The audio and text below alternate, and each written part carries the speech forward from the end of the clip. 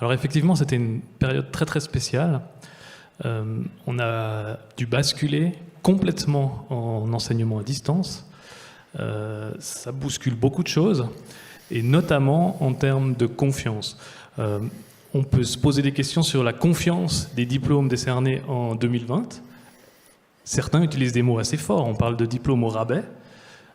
C'est quand même des choses qui doivent être prises en compte. Je vais parler juste du cas de la HEGVD. Nous, on a pu mettre en place l'enseignement à distance très très rapidement, et ça s'est très bien passé. Le corps enseignant a été très très dévoué, et on a eu un soutien pédagogique très très fort.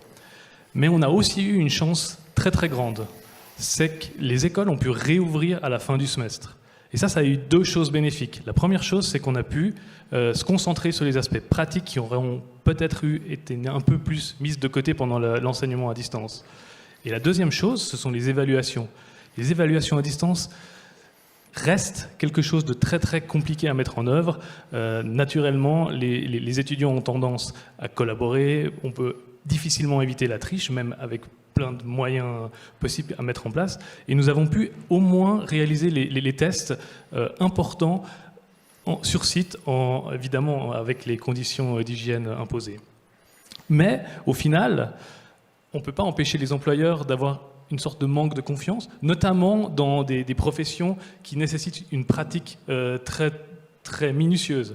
Je peux prendre des exemples très concrets, ébénistes, médecins ou autres, même chirurgiens.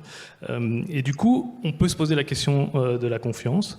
Et aussi, une question qui restera ouverte, c'est comment aurions-nous pu gérer cette situation si les écoles n'avaient pas pu réouvrir? Ça, c'est une question qui est difficile. Et je pense qu'à l'avenir, on a beaucoup de travail à faire dans le cas où ça devrait se reproduire. Et puis, je pense que c'est matière à recherche, innovation, réflexion.